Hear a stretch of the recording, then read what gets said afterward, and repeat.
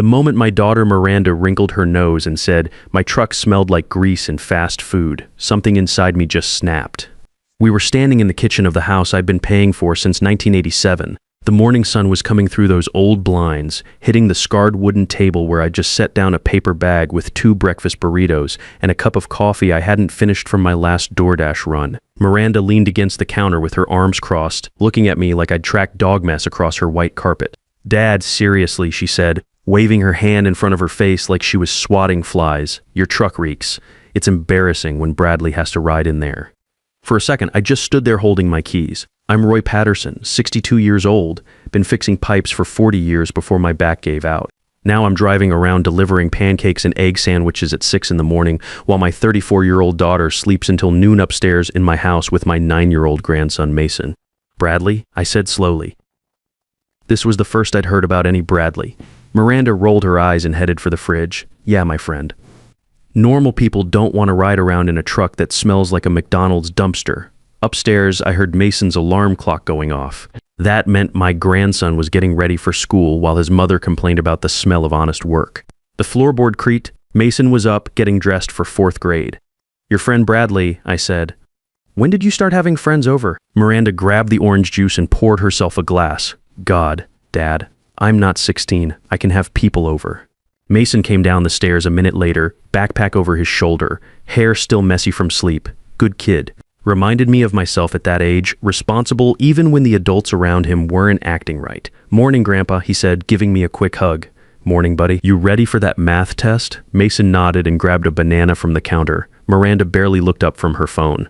That's when I noticed she was dressed nice, too nice for someone who claimed she was staying home looking for work.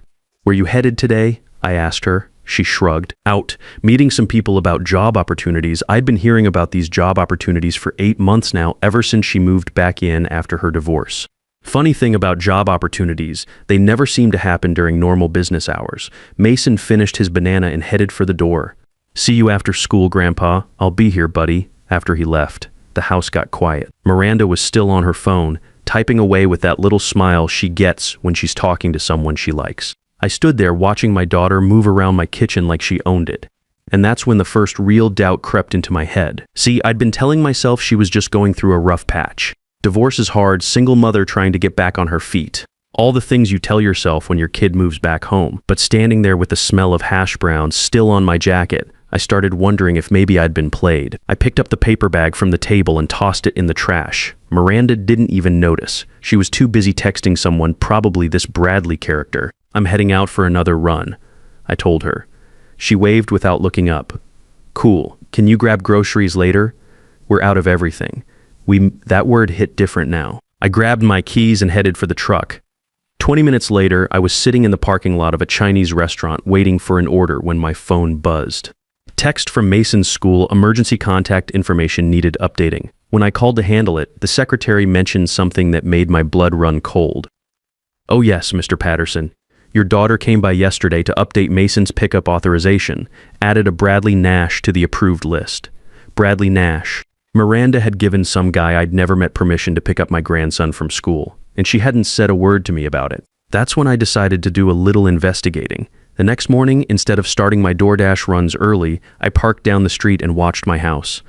At 10:30 a.m., a red BMW pulled into my driveway. Out stepped a guy in his 30s, wearing clothes that cost more than I made in a week of driving. He walked up to my front door like he owned the place. Miranda met him at the door and they kissed.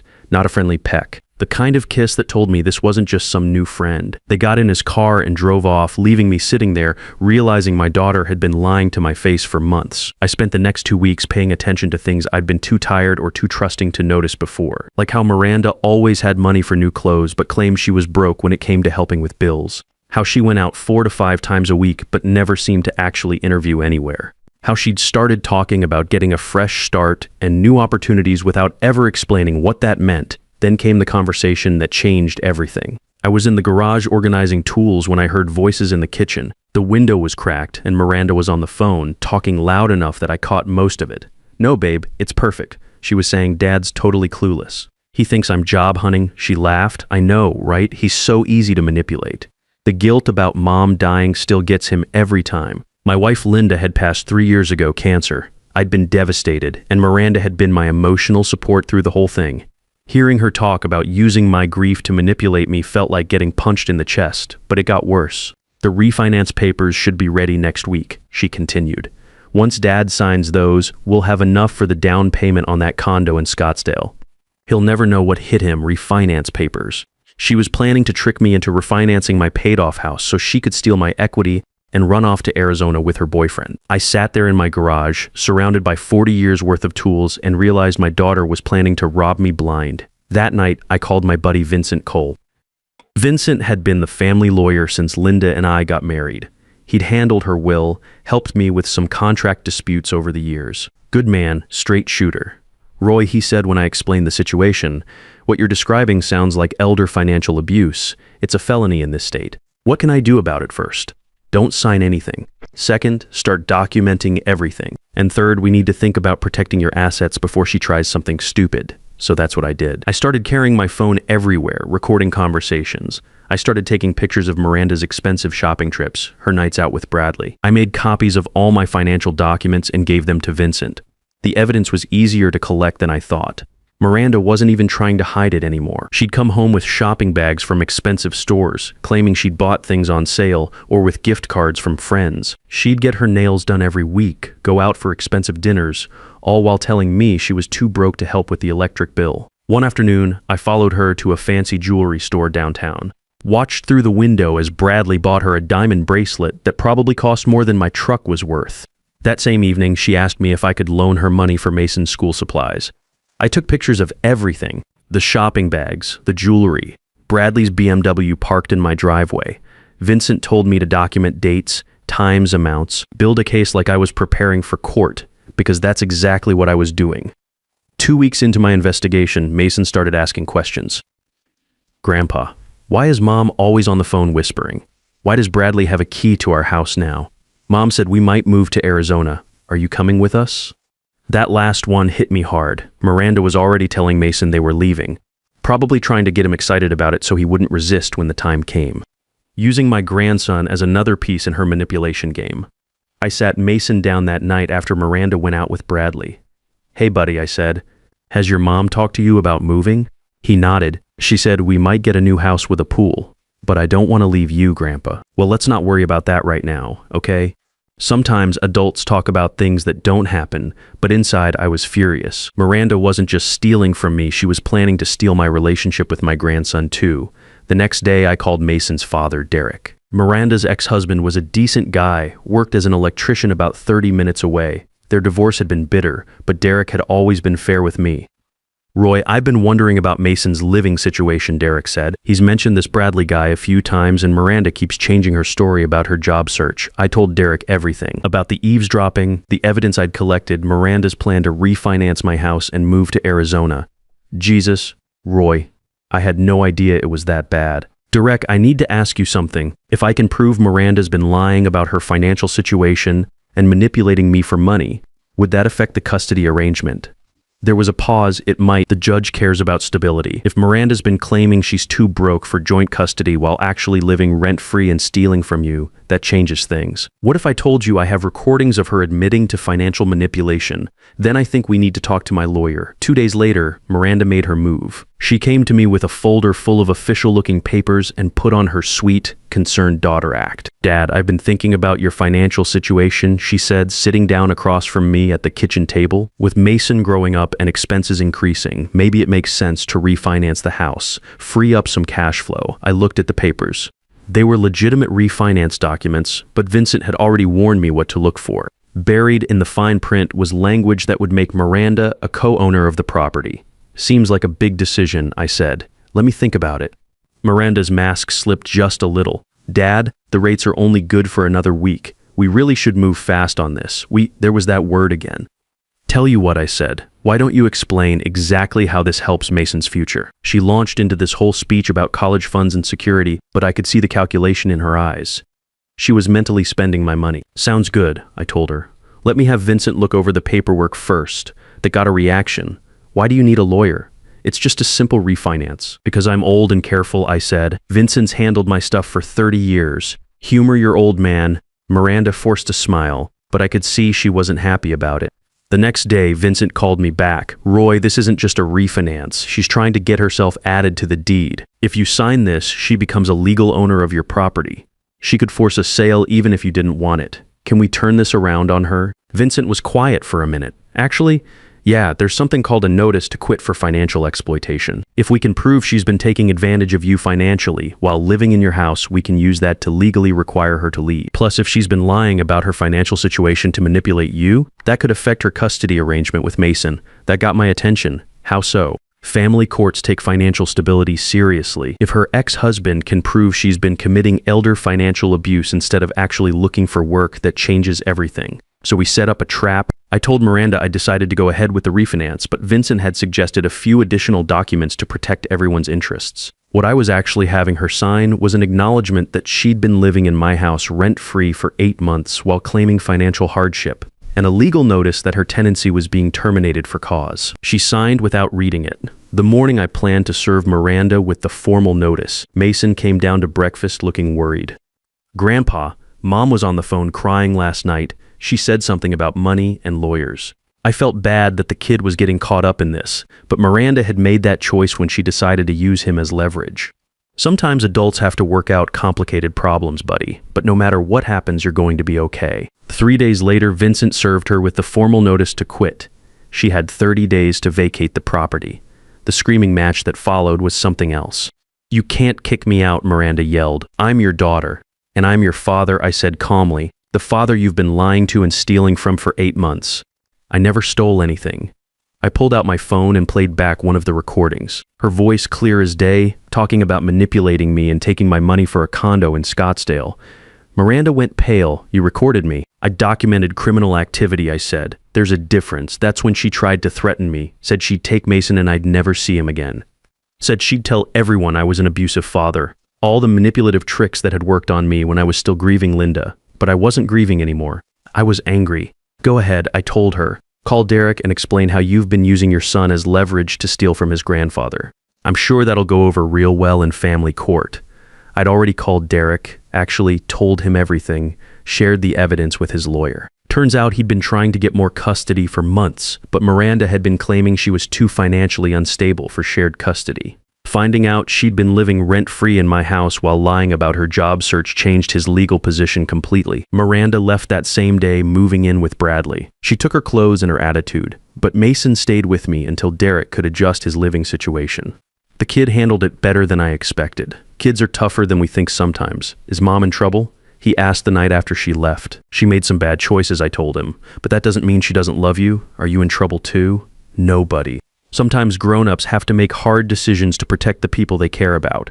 2 weeks later, I got a call from a couple named Keith and Donna Perry. They'd seen my house listing and wanted to schedule a showing. I hadn't even listed the house yet. Turns out Vincent had quietly put me in touch with Gloria Nash, the realtor who'd helped my neighbor sell his place last year. She'd been watching the market, and when I told her my timeline, she said she could have the house sold within a month. Keith and Donna loved the place. They loved the mature oak trees in the backyard, loved the vegetable garden Linda had planted, loved the quiet neighborhood. They made an offer the same day they saw it, $340,000, more than I'd expected. I accepted immediately. The closing was scheduled for 30 days later, which gave me time to find my own place and get Mason settled with Derek. Derek had been working on a custody modification since our conversation, and Miranda's situation had made his case stronger. Instead of every other weekend, he was getting joint custody. Mason would spend weekdays with his dad and weekends with me. "It's actually better this way," Derek told me. "Mason's closer to his school from my place, and he still gets to see you regularly. I found a small apartment near the Veteran Center where I'd started volunteering. Turns out a lot of older guys face the same manipulation from adult children, and my plumbing skills come in handy for the center's maintenance needs." The day before closing, Mason helped me pack the last boxes. "I'm going to miss this house," he said, sitting on the floor of his old room. "Me too, buddy. But sometimes you have to let go of one good thing to find something better. Will you still be my grandpa in your new place?" I laughed. "Mason, I'll be your grandpa no matter where I live. That's not something that changes." Miranda had tried to call a few times, but I wasn't ready to talk to her yet. Maybe someday I would be, but not while she was still with Bradley and still pretending she'd done nothing wrong. The morning of closing, I walked through the empty house one last time. 37 years of memories in these rooms, Linda's laughter in the kitchen, Miranda's first steps in the living room, Mason learning to ride a bike in the driveway. But it didn't feel sad walking through those empty rooms. It felt finished, complete, like closing a book you'd enjoyed but were ready to put down. I locked the front door for the last time and drove to Vincent's office for the closing. Keith and Donna were already there, excited about their new home.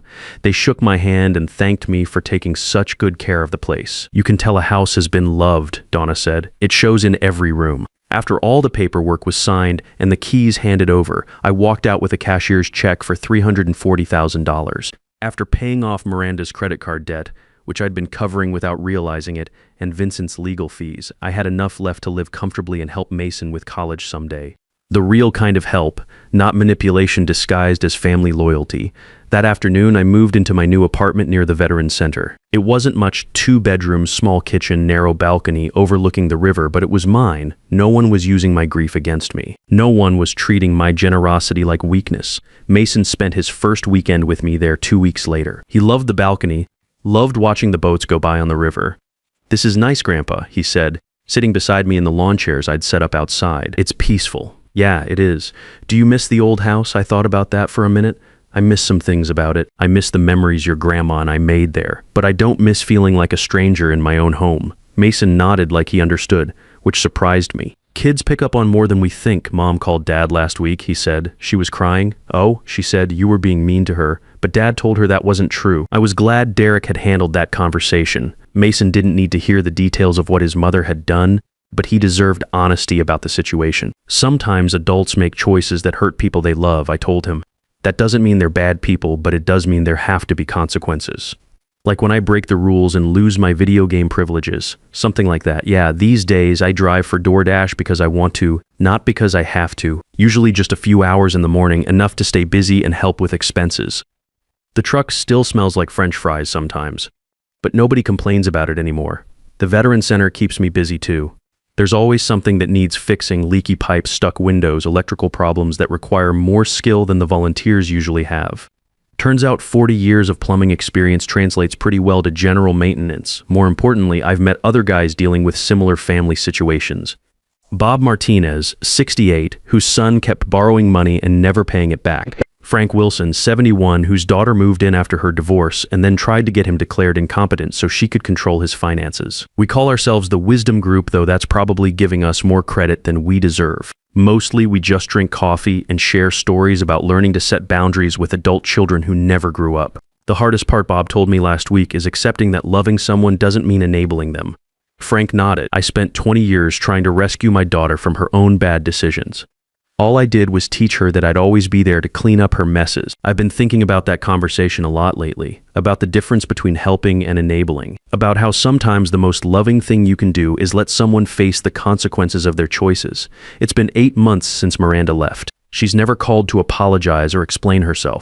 Derek tells me she and Bradley broke up about 3 months ago. Apparently the stress of actually having to support herself put a strain on their relationship. She's living in a studio apartment now, working part-time at a retail job. Maybe someday she'll realize what she lost. Maybe she'll want to rebuild our relationship on honest terms. If that day comes, I'll be ready to listen. But I'm not holding my breath, and I'm not going to let hope turn into another form of manipulation. Mason's doing well. His grades improved after he got settled with Derek, and he's made friends in his new school. He still spends every weekend with me, and we've developed our own routines. Saturday morning pancakes on the balcony, Sunday afternoon fishing at the pier. Simple pleasures that don't cost much but mean everything. Last weekend, he asked me something that caught me off guard. "Grandpa, are you happier now?" I thought about that question while I tied a new lure on his fishing line. Was I happier? I was definitely more peaceful, less stressed, more in control of my own life. "Yeah, buddy," I said finally. "I think I am. Good.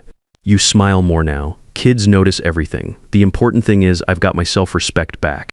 I've got a relationship with my grandson that's honest and healthy, and I've learned something valuable that I wish I'd figured out years ago. Love without boundaries isn't love at all. It's just enabling. When I talk to other guys my age who are dealing with manipulative adult children, I tell them what Vincent told me. Document everything. Protect your assets, and don't let guilt override common sense. Elder financial abuse is real. It's more common than people think, and it's not something you have to tolerate just because the person doing it shares your DNA. But I also tell them this: setting boundaries doesn't mean you stop loving someone. It just means you love yourself enough to demand respect. And sometimes, if you're lucky, it means you get to spend Saturday mornings eating pancakes with your grandson while watching boats drift down the river, knowing that nobody's using your generosity against you. That's not a bad way to spend your golden years. Because at 62, I finally learned that protecting yourself isn't selfish, it's survival. And sometimes the people who need boundaries the most are the ones who claim they love you. The greatest gift you can give your family isn't endless sacrifice. It's showing them what self-respect looks like, even when it costs you everything you thought you wanted to keep.